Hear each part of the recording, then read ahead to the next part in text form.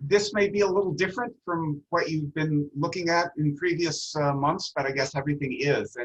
And the funny thing about this is I used to be sort of a hydrogeologist. I used to know something about it. And then I ended up a bureaucrat for 20 years or so. But there was a point where I, like most people, said, you know, why is it that the Corps of Engineers stores all this water and it's 99% surface water? Maybe they can't do it. Maybe they're not allowed to do anything with groundwater. And that got me going and eventually convincing my boss to give me, you know, a 2% of my time to work on this. And over 5 years or so, I put together this report for the Corps. And so it's important to understand that I don't have any real authority. It's not like I'm the groundwater czar at the Corps. I work at the Institute for Water Resources, which is kind of a think tank in the most practical way you can imagine it. You know, with one hand in academia and the other hand with the districts, and trying to figure out how to bring some of the new things that are going on in the world, sorting out the pie in the sky ideas from things that the Corps might be able to do. So really, if you think, well, if I want to work on managed aquifer recharge, I need to call Will Logan. That's probably not the right answer. You'll probably want to start with the district. So in most of these talks, I start with, well, what is MAR? And of course, I don't need to do that here. Whether it's wells, whether it's recharge basins, whether it's water banking, lots of different possibilities, just recharging through arid ephemeral streams. You know better than I that there's 100 different ways to do it, and California does most of them. And so, but I did want to just start out with a global slide done by a UNESCO-affiliated center, IGRAC, which you can't keep track of MAR anymore. If I'd done this talk 20, 30 years ago, I would have said there's 105 MAR projects in the US and so many in Europe. You can't even count them now because they're expanding as fast as you can do it. I do want to, on slide 3, so there are folks on the phone, right? So I should say slide 3 or something like that, right? I'll assume so. It is important whenever you're thinking of recharging aquifers on purpose for some purposes, probably ought to start at the end first and think, why am I trying to do this? What's the end use? What kind of water quality and quantity do I need? Then what kind of water have I got in the light blue there? And then you know, and when do I need it? And how do I need it? And then how am I going to get it in the ground? What method am I going to use? Where am I going to put it? Do I have a good aquifer or not? What kind of aquifer is it? Granular, fractured, etc. And then how am I going to get it back out of the ground to use it in the way that I want to? So there's lots of things to think about. But on slide 4, the main thing is just to keep in mind that it's really about storage for different things, but it's about storage. And that's what challenged me about this, because I kept looking. I've been working for the Corps for 10 years and kept looking at all this surface water storage and thinking, boy, why can't we do more of this in groundwater? And so the Corps in particular, most of you know that it's got a few primary missions, things like flood risk management. That's where you guys are working, a lot of them in FloodMAR, aquatic ecosystem restoration like the Everglades. But there's, we're allowed to do all kinds of things as long as it's in combination. And certainly drought resilience, you know all about that in California. And you've got some pretty complex, typically urban restoration projects where there's education and restoration, and there's recreation, and there's wastewater reuse and aquifer recharge. There's all kinds of good things happening. And saltwater intrusion, of course, prevention. So these are just a lot of things that we need, but we usually need them at a certain place at a certain time, which makes you think, well, it's all about the storage. And so the first question that people asked me was on slide 5, are we allowed to do this? If there's so little MAR out there, then maybe there's a problem with it. And it's a little tricky. I'm not a lawyer, so nothing I say, you should close your ears when I talk about this slide. But there were no general authorizations that actually used words like aquifer recharge in them until 2016. And that's where we actually had a couple of items in the Water Resources Development Act there, which actually talked about recharging aquifers and aquifer storage and recovery and things like that. Before that, of course, we had general authorizations that you can interpret. We're supposed to solve water problems, and so you can just say that that MAR is another water resources. It's just a methodology.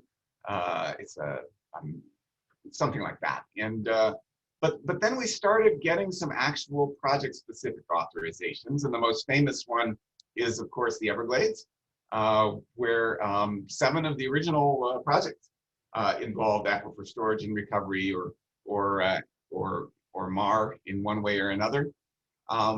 And a few years before that, along the Mississippi, there were a few projects where they started talking about groundwater and conjunctive use of groundwater and surface water. And then the Water Resources Development Act of 2007, then they broadened that within the upper Mississippi embayment, the sediments in the lower Mississippi. Well, they call it upper Mississippi embayment, but it's actually the lower Mississippi.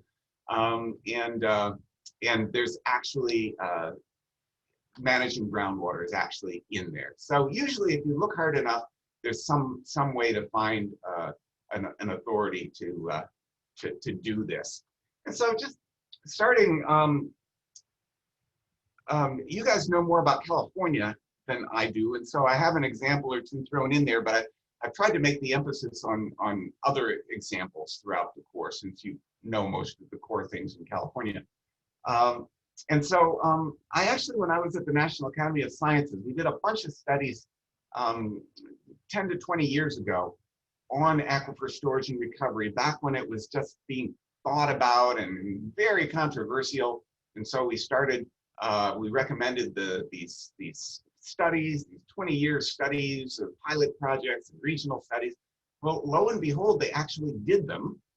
So I ended up, by that point, I was in the Corps. And so I was actually helping with the agency technical review and the external peer reviews and things like that. So there's been an awful lot done with the Everglades. And so after the 2 decades of study, this is, what slide is this, 7, it had sort of dropped off the radar screen because there'd been some resistance to it, considerable resistance. And so they just kind of let it go for a while, and quietly June Marecki and Bob Verastro of the South Florida Water Management District were just quietly working behind the scenes on these projects, and lo and behold, then they reappeared. And so here's a case then, an example which is, in the stage of the draft environmental impact statements and stuff, but you can see, this is what you often see with MAR, is that it's being combined with other things. So the Corps of Engineers manages Lake Okeechobee, right? For all kinds of purposes. But right alongside, what they recommend then is this wetland attenuation feature, and then a bunch of wells, aquifer storage wells alongside of it, so that some of the surface water can catch the wave of flooding, and especially this wetland attenuation feature, and then they can bleed it down into the aquifer little by little with these aquifer storage and recovery wells. So again, this is classic Everglades, where You're improving lake levels. You're trying not to blow water out the east and the west of Lake Okeechobee to the estuaries on the sides of Florida. You're trying to restore habitat within the lake and down below it. And then there's all these water suppliers down there. And so in what looks like slide 8, here's another example, which isn't aquifer storage and recovery. It's more of a recharge basins and existing canals that are getting filled in, old what do you call them, limestone quarries and things like that. And basically in this case, what they're trying to do is to create a hydraulic divide here. Just like in the case of the seawater intrusion aquifer storage wells in Southern California, which are trying to keep the seawater out divide it from the freshwater. Here's a case where you're trying to keep the flow in the Everglades from blowing out into the east. So both the subsurface and the surface water is supposed to stay there and head down toward Everglades through Everglades National Park and into Florida Bay. So this is the so-called C-111 spreader canal project. And there's another one, so that last one was in the southeast part of the Everglades. It's here just below Miami, that area. But now this one is in the west, the western Everglades, the Picayune Strand. And this was the classic, can I sell you some swamp land in Florida land, which after they took everyone's money, then they went belly up. And so what they're doing is they're taking all these nice canals, which were meant to keep the land in between them drained, in theory, for building houses. And instead now they got the land back. And so the idea is, again, it's multiple purposes, but the first one is to improve the aquifer recharge. And that's improving the water supply for cities like Naples along the southwest coast there, preventing the saltwater intrusion. But at the same time, you're improving the habitat for the Florida panthers and for the wading birds, other threatened and endangered species. And at the same time, you're trying to maintain flood protection. So it's one of those projects where there's a little of everything. So this is surface water MAR. So now we're looking at slide 10, it looks like maybe. And so this is just to make a point that we're still on the Everglades. But before any of this started, the date of this letter by the Governor's Commission for Sustainable South Florida, 1996, a letter to the governor. It says, lo and behold, Governor Childs, we have a plan, and we, the 47 member commission of people who otherwise hate each other's guts, have adopted this unanimously. And the question is, how did they do that? How do you get a unanimous vote on anything with 47 folks in a commission? And one is, of course, that they promised everything to everyone. But one of the ways that they did that was that by creating extra water, extra storage in particular, to get the right amount of water in the right place, in the right time, in the right quality. And the aquifer storage and recovery was critical. It was critical to addressing some of the ecological issues in particular without turning Miami into Las Vegas in terms of its water supply. So it was really key at the beginning, and now it seems to be becoming key as we develop it. So I should have polled people, who's heard of Lockport Prairie Nature Preserve, Illinois?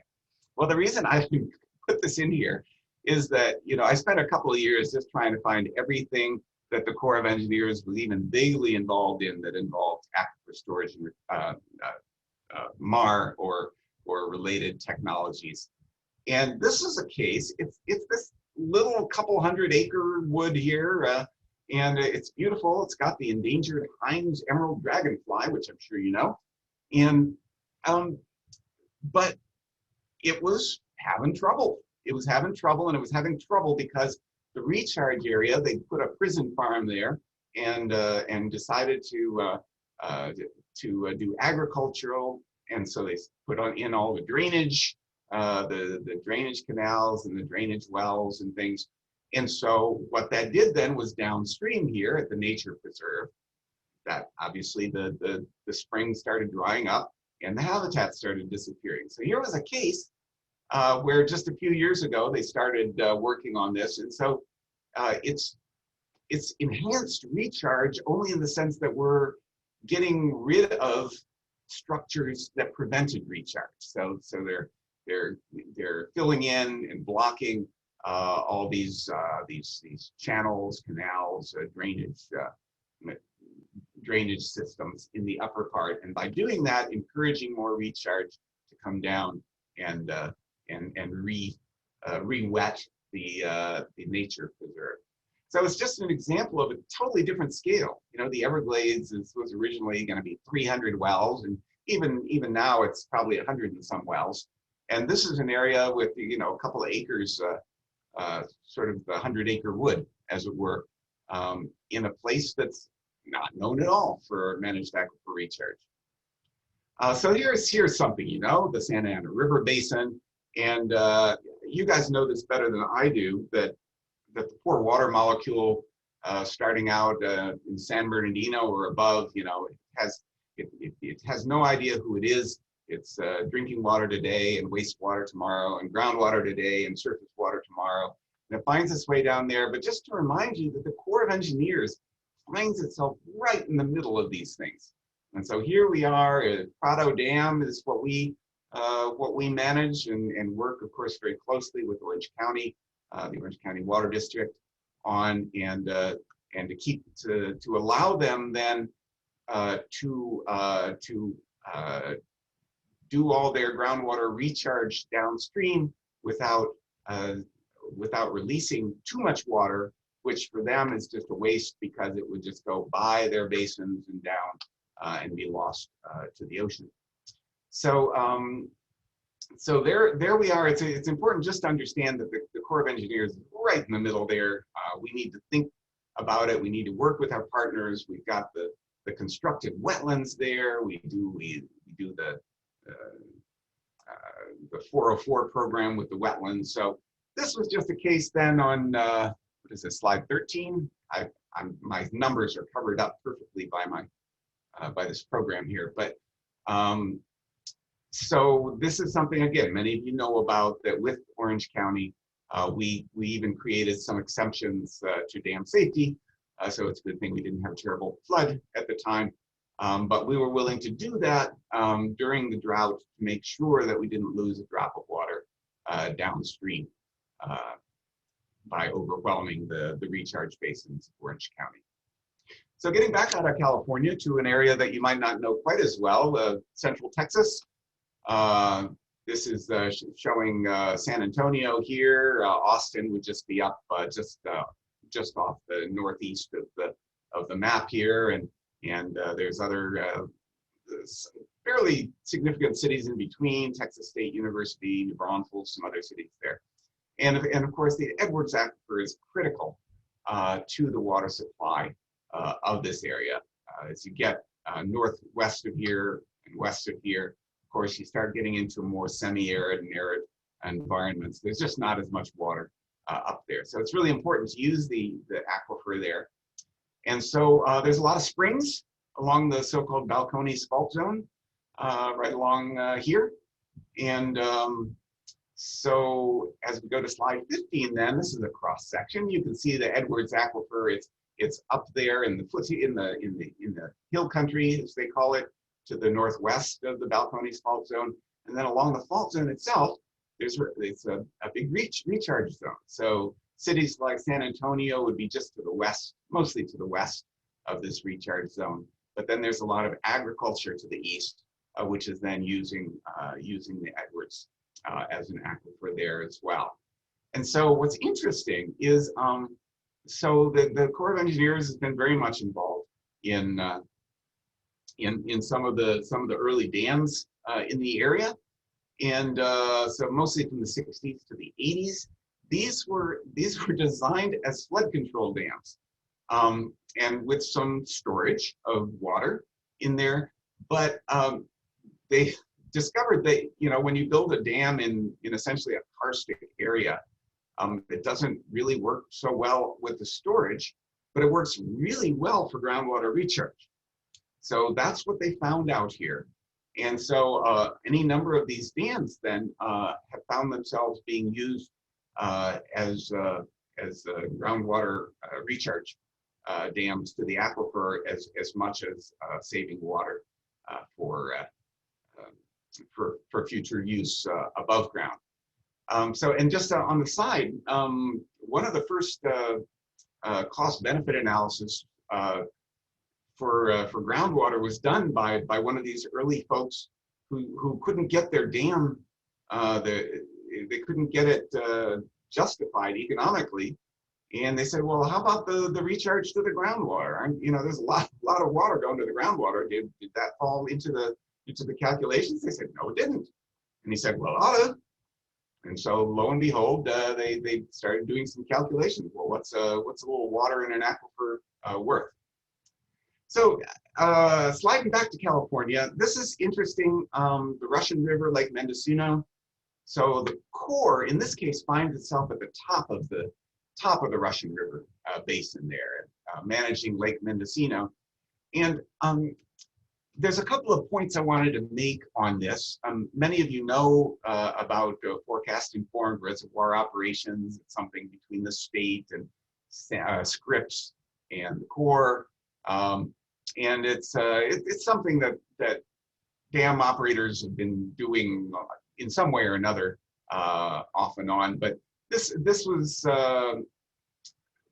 actually really trying to do the science of it with improved weather and climate forecasting, trying to see, well, can we manage these aquifers better? Well, what does that have to do with managed aquifer recharge?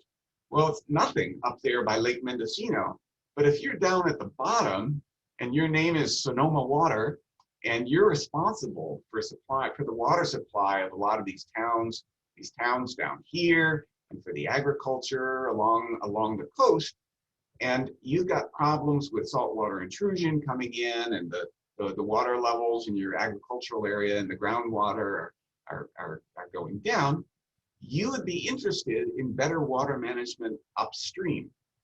And so what they are hoping, and it looks like they can get, is in the same way that the Orange County is sitting below reservoirs.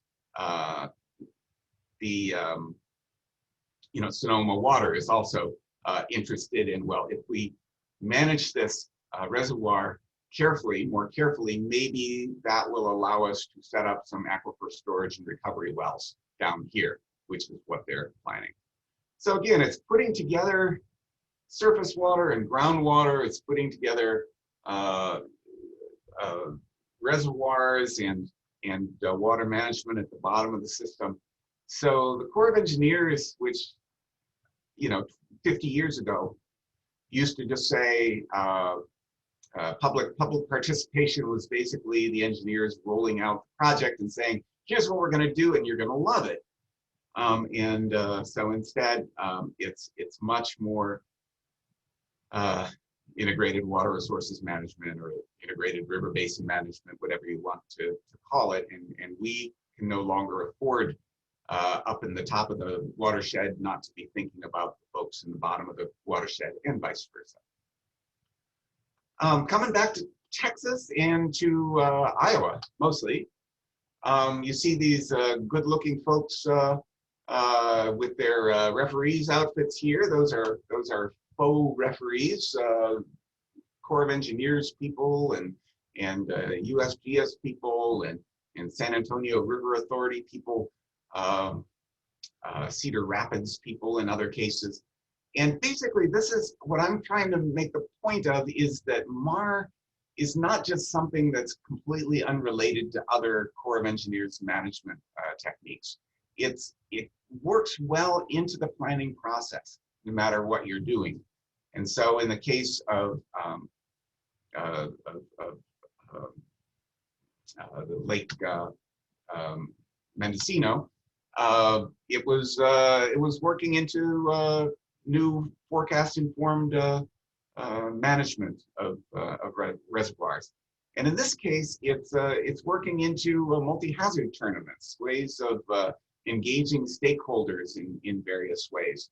And the point of this was simply, this is multi-hazard tournaments are where you take the people there. They don't get to represent their agencies. They have to take off their hats. You split them into teams, and you basically compete. You've done some modeling ahead of time, and groundwater, surface water modeling, and they have to find with a fixed budget the best ways to reduce the effects of whether it's floods or droughts, water quality hazards, and so they. We did this in San Antonio, in the San Antonio River. We did it in the Iowa Cedar and Cedar Rapids, and we've done it in a number of other places. And the bottom line is, people, no matter what the problem is, they always start thinking about aquifer recharge. And so it's managed aquifer recharge. Just it's something that even if the agencies aren't thinking about it, the people. Who the stakeholders are definitely thinking about it. So on the next slide, so you saw the second slide was MAR in the world. And now we're looking at a much smaller universe. We're just looking at the lower 48, and we're just looking at the Corps of Engineers. But I got to be careful here, because I'm going to use the word engagement. These dots are basically projects that showed up in my report. And it doesn't mean that it's formally part of a formal funded project. It can be something that is, it can be something that they're thinking about and it's almost there, like some of the Everglades ones. It can be something that they considered, did some analysis on, and in the end decided against. So and it also includes here not just MAR per se, but also conjunctive use of groundwater and surface water. So so the surprise on this is that 17 states were represented. Almost all of the core divisions are there. So it's really all over the place, even within the core. But I just wanted to point out on the next slide, what is this, 20 something? Yeah, it looks like slide 20. If you look at the green part here, you'll notice this is actually, since the core, it tries to be more or less organized by watershed. It does projects, it doesn't actually manage by watershed as much as we'd like it to, but you can see that there are 6 of these different kinds of projects, but they're all in the same division, the Northwest Division, but this is in Portland and I don't know what they're thinking about in Seattle, but you've got Walla Walla, you've got the Omaha district, you've got Kansas City district there. The question was always in my mind, well, do these people talk to each other? They're within the same division, but they're 1,000, 1,500 miles apart, really, from west to east. And likewise, I'd be interested in what you think about, the coordination among. We have, of course, the the San Francisco folks on the west. We have the Sacramento folks in the central part of the state. You have the LA district, the Los Angeles district down here, and they also cover some of the Arizona stuff. So the question when I gave this presentation internally was, well, do you guys talk to each other? And don't think I answered that question, but I thought the answer was a little bit, but not a lot. So this is what I came up with in terms of conclusions and recommendations. And so these are, again, no one is bound by this. This is a report. It's an internal report, which we hope is useful for the Corps of Engineers and for other people who are just interested in in what the Corps of Engineers has been up to and maybe where it might head. So I've given these recommendations to our planning community, to our water supply community, not yet to the engineering community. And you know, we're getting feedback, but we'll see if any of them turn into actual action. So, you know, the first conclusion was just that, boy, there's a lot going on in MAR at the Corps, all over the place. But it's not there. It's kind of ad hoc, which is the way the Corps works, right? We're a project-based organization, and our partners, you know, might say, "Hey, let's look at this," and we go, "Okay, you got some money," and we do it. So then two recommendations came out of that, which was that our internal communications really aren't great. There is no group of folks like you guys, the people on this LunchMAR call. There's no group of people at the Corps who are working on managed aquifer recharge and conjunctive use. So that would be a good thing. We'll need to figure out how to do that. We need people who know more stuff who know more about MAR. So we need to, upgrade our internal, up our game, basically. And you can do that formally or informally, internally, externally, however you want to do it. But I think that's important. The second thing is kind of looking top down at the Corps. The Corps has all these strategic documents, you can imagine, and if you actually look at the text in these things, it's all about integrated water resources solutions and national security and disaster risks and preparing.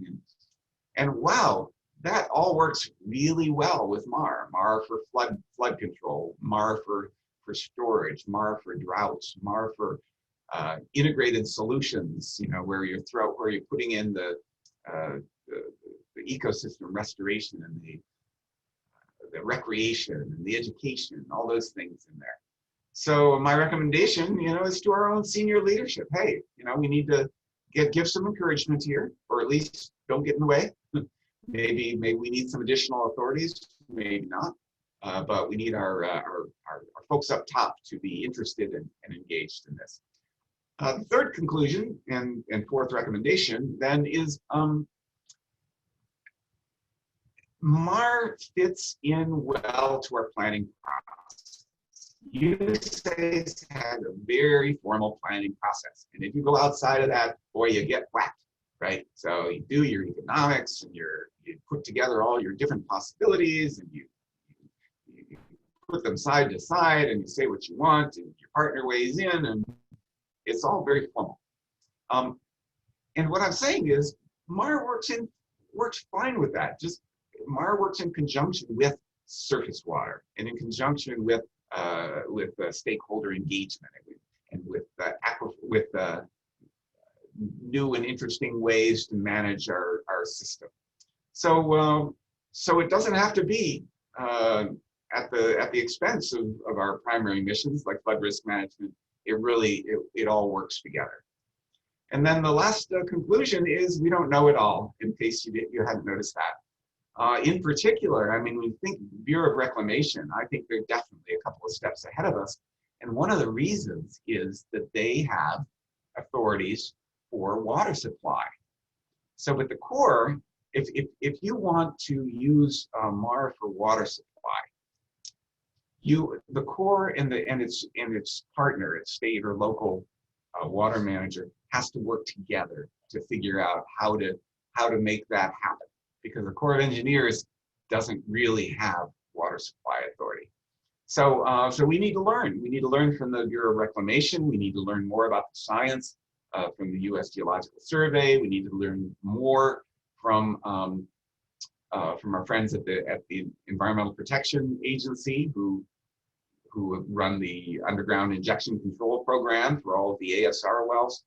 And we need to learn from outside. We need to learn from all the consultants and from our partners and all those folks. So those are the 4 conclusions and 5 recommendations that I drew from this, and they are suitable for framing or for training puppies. And with that, I think we're up there for questions. And I think I'm supposed to stop sharing the screen at this point. Is that correct? Yeah, you can stop share, and that way, if anyone turns their camera on, we can see everybody. Okay. Thanks, Will. That was really great and very interesting. If I may, I'll ask the first question. How do we bring this multi-hazard tournament to California? This sounds fun. It is cool. It is cool. It's so this is part of our Center for Collaboration, Public Participation. Some of you know Hal Cardwell, who's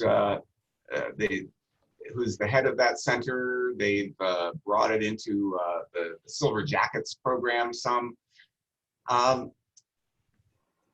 Yeah, talk to Hal Cardwell, Henry Cardwell, Hal Cardwell. I'll be happy to share that with anyone, or just get to it's the CPCX, the Center of Collaboration and Public Participation Center of Expertise. It used to be the Conflict and Public Participation Center, and that sounded too negative. So they went with collaboration for that C. It is cool stuff. It was fun. I went to one of those, and since I was completely useless, I didn't know I was really an observer. They made me a fan. You get fan. So it's there's all kinds of everyone gets a position there. Yeah. You know, there's people selling peanuts. So yeah, it's very cool. It's very cool. Yeah, just all has. It used to be called a drought tournament, and then because it started out with droughts, and then it was, well, we'll call it an all hazards tournament, so we can get floods, other stuff in it. There you go. Thank you. No, definitely reach out. This sounds like a fun process for us, and like Gus Macker for water engineers. So that we've got a handful of questions in chat. Folks are also welcome to raise their hand, turn on their mics, or turn on their video to get in the queue for questions. I'll grab a question from the chat to start. Will this MAR report provide increased support or impetus for the Corps to engage more and partner with non-federal partners in actions to increase conjunctive use, groundwater banking, etc.? What's the best way to use this report to pursue such projects at the district level? Yeah, so everything happens at the district level, right?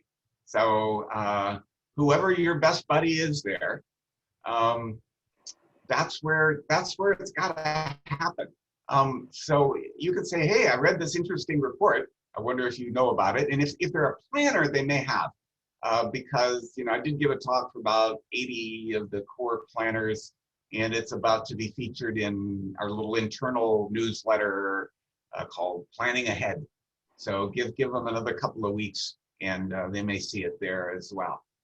If your friend is an engineer, I haven't been able to make as much headway in the engineering, the hydrology and hydraulics community yet. But it's all with the local folks. And if they say, I don't know anything about that, then you say, oh, I have this great report to show you. But yeah, I mean, there are different authorities, right? There are different ways at it, but you know, usually it's something that you and the people on the ground have to figure out the best angle to take it. Depends on your need, right? Is it a water supply thing? If it's a water supply, you know, then we're talking about reallocations of storage in existing reservoirs and things like that. And your folks, your local folks are going to have to ante up some cash to help make that happen. But sometimes if you make it multi-purpose, then sometimes you can get the feds to find a federal interest in there, as they did with the Everglades. Aquatic ecosystem restoration, right? That's a federal interest. And of course, floods, yeah, LunchMAR, that's right. That's a federal interest. So, but is there a federal interest in groundwater recharge? I know for the leaky dam, program, was that just for that project or area, or do you think the Corps as a whole is moving towards replenishment or recharge as a federal interest? Yeah, on a project-specific basis, I mean, for example, in the Mississippi embayment projects, the Bayou Meto and Grand Prairie projects of Arkansas, and there's a couple of new ones in northwestern Mississippi, one in Kansas, I think. You notice I called attention to where there was a sort of a regional authority that came out in, what was that, 2007 or something, that said, hey, the Corps can work, has authority to work on these regional problems, including groundwater. But again, then the issue is, okay, for what? And to get things funded, you're competing against other projects nationally, right? That there's a lot more projects authorized than actually there's money appropriated for. And so you got to make a pretty good case for the federal interest, because otherwise someone will say, oh, this is just a pork barrel project, you know, get you reelected. Not that that would ever happen. All right, I'm going to start marching through our Zoom chat questions.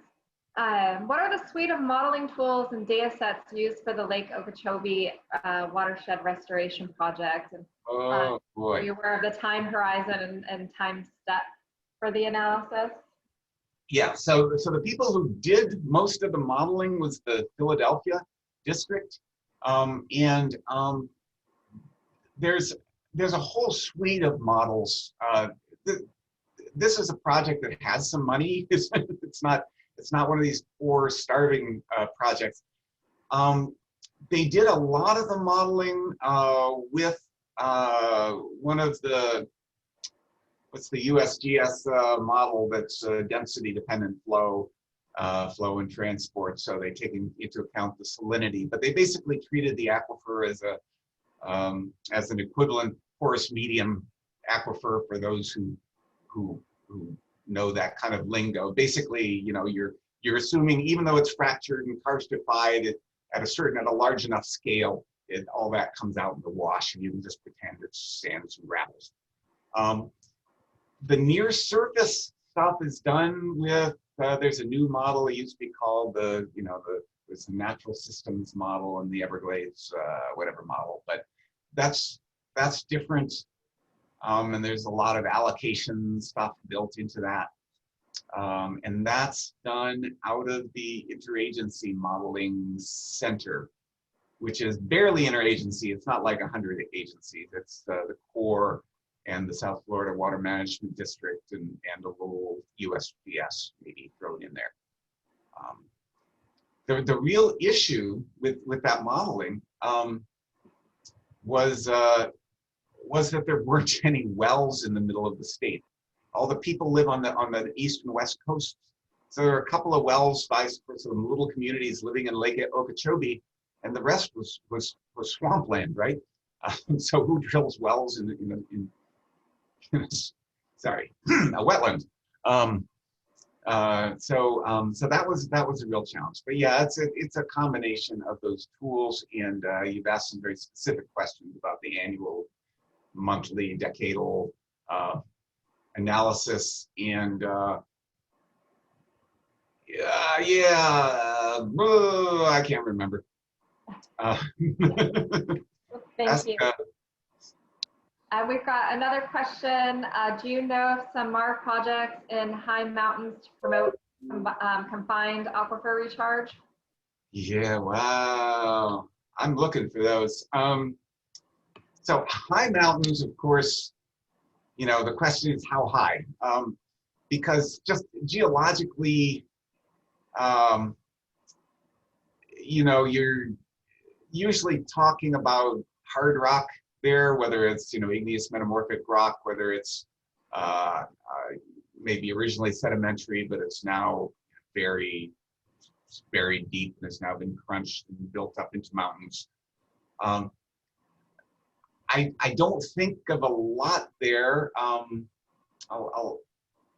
think hard about that, but there really isn't much, because you've got to have a place to put it. You've got to have some porosity, obviously permeability as well, so you can get it in, get it out, have it move. But you just have to have some porosity there. And if you're talking about fractured rock, what are we talking about? 1, maybe 2% porosity.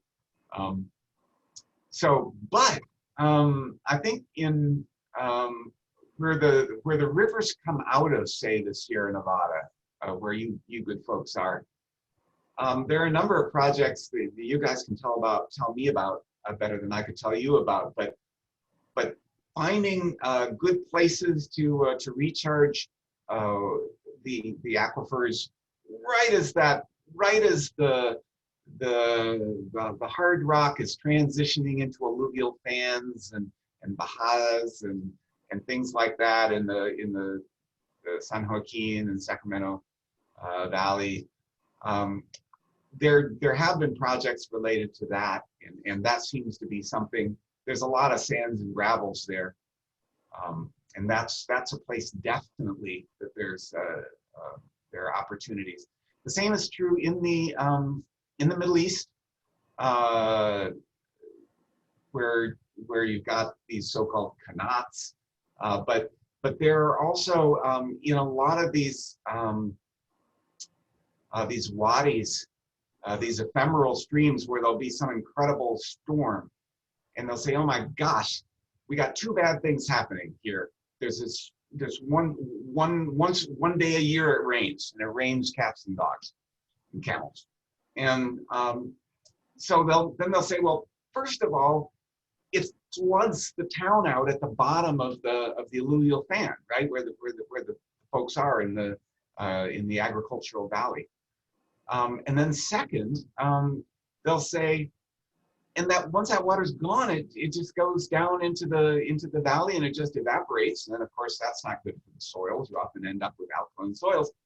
And so they'll put these little dams to slow down the water there, and then it'll recharge on its own sometimes, and so it'll solve both problems. It'll encourage more recharge into the alluvium, and at the same time it'll save lives from the people at the bottom of the wadis. Thank you. We've got a couple questions here about the Corps' cost-benefit analysis and feasibility studies. One is, how widespread is the cost-benefit analysis being used in the Corps to assess the feasibility of MAR projects? And the other is, are the economic analysis comparing cost of water storage in conventional reservoirs versus in groundwater via MAR? Boy, I didn't do my homework, because when I talked to our planners about 2-3 weeks ago, they asked the same question. These are people who, nothing happens without a favorable benefit cost ratio. And I didn't study that as much as I should have. So here we are. Here I am again. I didn't do my homework. Sorry, teacher. The dog ate my benefit cost analysis. I know there was a study out of, was it Berkeley who's got this kind of water center that does things like that for California. They were comparing, this was, I don't know, 5-7 years ago. They were comparing when one of your what do you call it, where it's not just a law that's passed, it's one of these plebiscites or something, and they voted voted money for water projects, and then the question was, well, what kind of project do we and what could we do with groundwater, what could we do with surface water, and I know they did some comparisons, some benefit cost analysis there, and I am so sorry, I don't know. But I know anytime you do it, it's because the benefit cost ratio worked, or you don't have to do that with ecosystem restoration. You don't have to do the what's the fancy word for goods and services? Oh no, this ecosystem, yeah, goods and services and stuff. You don't have to do that in theory. because no one knows how to do that. So they just kind of have to say, well, it's a good, looks like a good thing to do. So that's my advice, is if you don't want to do cost benefit analysis, do some ecosystem restoration. Sorry, you didn't hear me do that. I see some core people on the phone. They didn't hear me say that. We've got a few more questions, but we're short on time. So I will ask everybody to give Will a virtual round of applause. Raise your hand if you're on video, give a wave. Thank you, Will, for the presentation today. We've got a handful more questions. We might share them with you, and maybe we can set up a call to chat about them and provide some answers in the meeting notes. For folks who regularly participate in LunchMAR, our October LunchMAR coincides with the BISMAR conference. So we've got, we've been coordinating with the BISMAR folks, so the biennial symposium on managed aquifer recharge, which is a virtual conference this year. We've made sure that we don't have conflicting LunchMAR, BISMAR activities, so people who participate in either can participate in both. And our speaker, is Maurice Hall with EDF on multi-benefit recharge. So we hope you join us in October. And I can share the BISMAR website in the chat as well if you're interested in both events. So thanks again, Will. Thank you all for participating in our LunchMAR today, and we'll see you next month.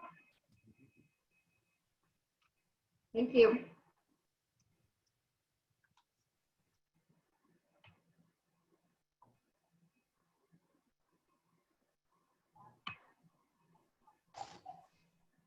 Nicely done. There were so many questions and we just ran out of time. You know, this was so interesting to, his talk very much mirrored what we talked about at the forum as far as multi-benefits, and how when you expand the purpose, it allows you to bring more interests together to the table. I remember that was something that we spoke about at the forum, and he just had great examples for that. It was really good to hear that. Yeah.